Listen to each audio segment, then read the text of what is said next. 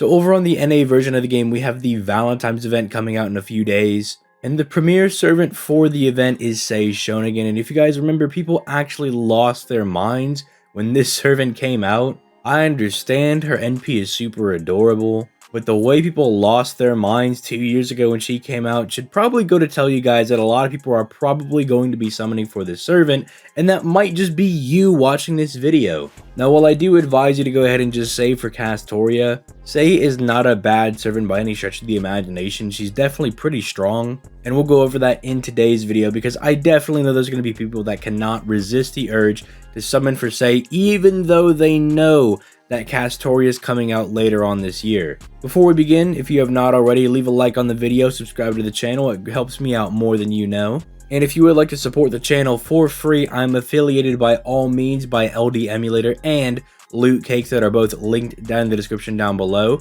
If you want extra content, I stream every weekday on my Twitch, which is also in the description, and you can click that join button to become a channel member to gain access to channel member exclusive content. But with that all being said, let's get this money, let's talk about Sei.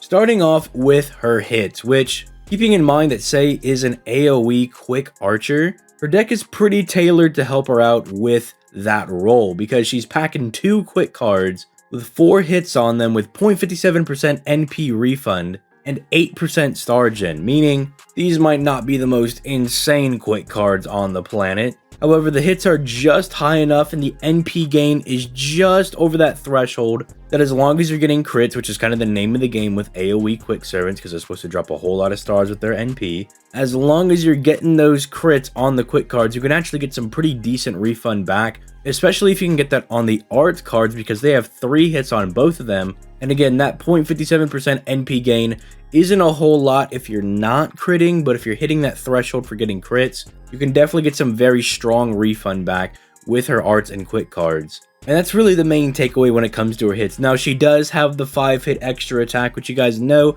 that we love to see around here on the ZTL channel. If you're not aware, then let me go ahead and inform you. The extra attack is a composite card that gens stars, NP, and does big boy damage. 4 is the average, 5 is the gold standard, and then anything above 5 is just absolutely broken. Although, the bad thing is that the extra attack cannot crit, so even though 5 hits is pretty good, the fact that her NP gain and her star gen are both pretty average means that the extra attack is really not going to be popping off like her other cards. Now, with that being said, the main draw for Sei is actually her skills and her NP, so let's go ahead and start off with skill 1. Where she has a very strong charisma. She's raising the entire party's attack by 20% for 3 turns, giving them 10% NP refund every turn for 3 turns, and then giving them a 1k heal every turn for 3 turns, all on a 6-turn cooldown. So usually charismas are on a 5-turn cooldown, but this charisma is very strong, so obviously got bumped down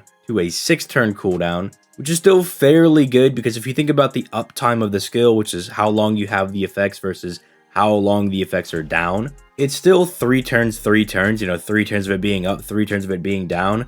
And these are some very insanely powerful effects. I mean, the 20% attack buff is the standard for all charismas right now. The fact that you can refund the party's NP gains 10% every turn for 3 turns means you're in total giving them 30% NP gauge, which is insanely good. And then while I'm not the biggest fan of the 1k heal because it's really not all that much, it might just be clutch enough that you got a 3k heal over 3 turns that you might live with some servants. You know, maybe you got some taunters in there so you can fully take advantage of that HP refund and like keep them off of somebody else.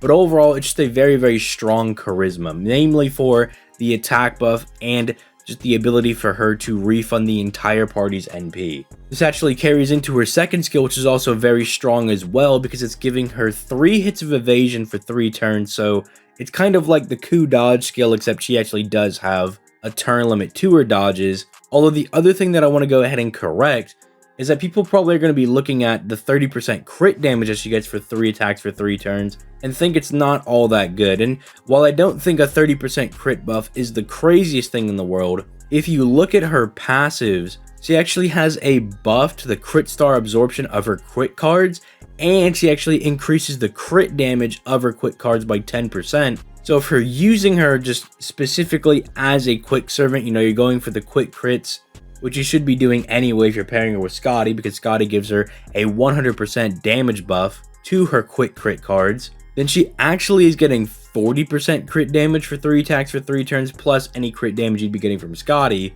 And so in that avenue, you can kind of see that she's built tailored to be used with Scotty, which, you know, go figure, Scotty's the meta right now. Imagine that they would build a servant that actually goes really well with her. And while I'm not a big fan of the things being turn restricted and being attack restricted, you know, I'm not a huge fan of this combo. I'd rather you just give the 3 hits of evasion with no turn requirement or anything on that, because, you know, obviously that's stupid broken. It's what people like who are nearly unkillable. And I'd rather the crit damage just be there for 3 turns. It's still a very strong skill regardless. It's just me wanting the skill to be better because, you know, I'm selfish. I want them to be just as good as possible. But just keep in mind that she does at least have 40% crit damage if you're using her quick cards, and that 3 hits of evasion is still very strong. Then finally, we close out the servant with a 30% quick buff for 3 turns, a 20% battery, and 10 stars that she can drop on demand just to kind of help her get her combos going. This is basically the skill that jump starts the servant because you're just getting free quick performance for 3 turns, which the main thing that this is helping is the NP gain of the quick cards. It's just kind of bumping her up just that little bit to help her actually get some refund with her quick cards, since that's what you should be primarily using with her. Because keep in mind, even though she doesn't have any star weight, not only is she an archer with just naturally high star weight, again, just keep in mind that her quick cards also have bonus star weight on top of her being an archer. So this skill really does help you take advantage of those quick cards because they're just going to absorb all of the stars pretty much automatically. And this is giving you extra NP gain and extra damage for said quick cards. The 20% battery is nice, but you guys know what I'm going to say. I would just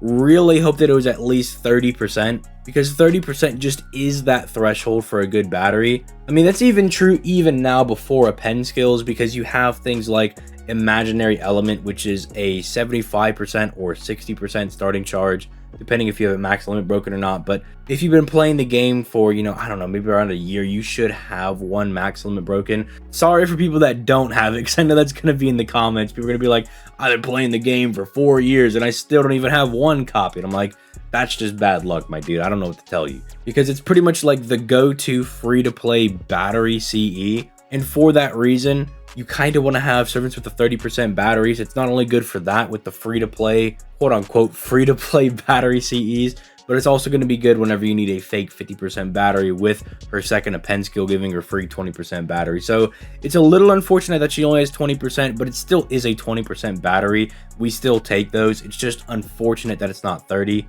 But just overall looking at her hits, she's definitely just got very strong things going on with her. She has good survivability, can put up good damage, and it's just built in a very efficient manner. Like, she's just kind of built to be a solid, quick servant. But then her NP is actually where things get a little crazy, because they kind of just went overboard with this one. So her NP is basically giving her 3 different damage mods, right? And then they're not ore effects. They can all stack on top of each other theoretically, and they're all 50% damage mods. So she has 1 against neutral alignment servants, 1 against shadow servants, and then 1 against man attribute people. Now, the man attribute one is her overcharge, so technically it can go above 50%, but these are all really insane damage mods, because neutral and man are not like specific trait things. They are just a wide swath of enemies. And keep in mind, her damage actually gets pretty high when she has these,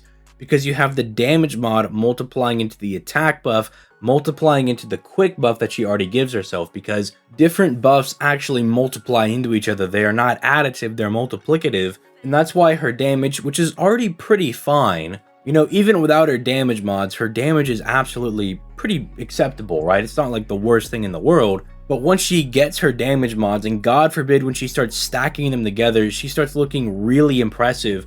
And because she has 3 different damage mods, especially with neutral and man being just these absolute wide swaths of enemies, it makes her a little insane. And then she also does become pretty much the premier free quest farming servant, because pretty much at the end of like every free quest you fight some shadow servant or something. So it makes her very good for farming, because she just gets that free special damage mod against them. And even if she's type neutral, because she's getting a 50% bonus, she's usually able to take them out. So is Sei worth summoning for? I definitely think she's a strong servant to add to your box if you've already got Scotty.